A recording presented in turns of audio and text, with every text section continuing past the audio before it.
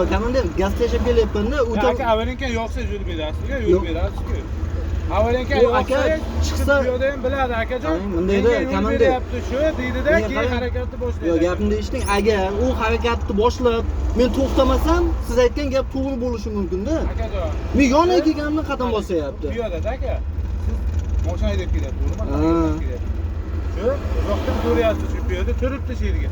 Avvalinka yo'qsa, u o'ylaydi, menga yo'l beryapti deydi-da, akajon u harakatni boshlaydi. Hozir yerda to'xtolmayman endi. Hozir men to'xtolmayman. To'xtasam arqamdagi mashina kelib danglatib boradi. Chunki munchagina qolgan vaqti chiqib ketyapti cho'g'. Avvalinka yo'q deyapman.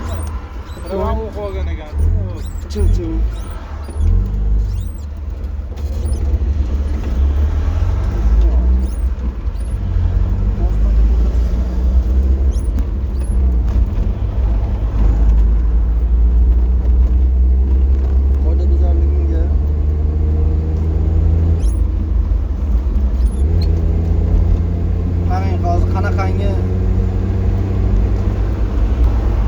Qanaqa voqea hozir sodir bo'lyapti? Piyoda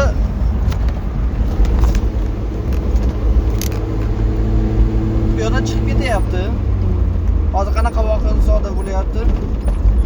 Aytib beraman. Piyoda turibdi, piyodalar ya'ni yo'lagida, piyodalar o'tish yo'lagida turibdi. Men ko'rdim uni. Gayi borligini ham ko'rib turibman. Uzoqdan gaz tashib keldim. Endi men bilmayman uni nima uchun turganini. O'rtada yo'l o'rtasida turibdi. O'tish uchun turibdimi, yo narigi tomonga o'tish uchun turibdimi, yo prosta turibdimi? Gayini yoniga piyodalar yo'lagini yoniga yaqinlashyapman, gaz tashib yaqinlashyapman. Qarayapman, harakat yo'q. Bitta piyodalar o'tish yo'lagiga bitta 2 metr qolgan vaqtda birdaniga qadam tashlayapti. Men bu yerda o'zi fiziki to'xtolmayman, ya'ni to'xtash imkoniyatiga ega emasman unaqa 2 metr, 1 metr masofada. 20-30 tezlik bilan kelyapman. To'xtasam ham avariya situatsiya hosil qilib qo'yishim mumkin. To'xtamay o'tib ketsam aytayaptiki, yo'q deyapti, sen avariyankani yoqib unga yo'l berishing kerak. Men uni bilmayman o'tmoqchiligini ham hali. Yo'lda o'rtasida yoki yo'lda chetida turgan piyodaga avariyankani yoqib yo'l berib o'tkazib tirbandlik hosil qilyapsan deydi yoki yo'lni qatnov qismida deydi shunaqangi avariyani holat sodir qilyapsan deb keyin tuzadi. Bu shu katta ehtimol bilan ikkalasi o'sha gayi bilan shu piyoda katta ehtimol bilan ikkalasi kelishib ishlaydi. Bo'lmasam nimaga endi aynan men ko'ryapti, meni sekinlashganimni ko'ryapti. Bemalol o'tib ketsa bo'ladi, yonimda boshqa mashina yo'q edi. Agar o'sha sekinlashgan vaqtim bemalol hech qanaqangi unga hech nima qarshilik nima deydi, xalaqit qilgani yo'q o'tib ketishiga.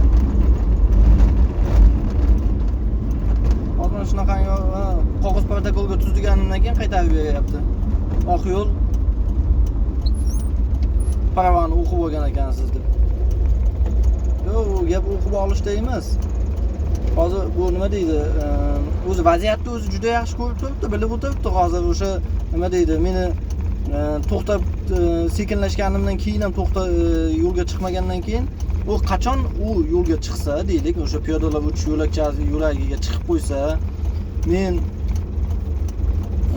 unga yo'l bermasdan haydab ketsam, ana unda bo'lishi mumkin-da. U yo'lning chekkasida yoki yo'lning o'rtasida turgan o'sha piyodalar yo'lagida turgan o'sha yo'lovchiga men o'tib ketganim uchun tuzolmaydi. Tuzishga haqqi yo'q, ya'ni u umuman nelogichniy bo'ladi. Hali ko'ramiz qani. Boshqalarning fikrlaringiz bo'lsa yozib qoldiringizlar.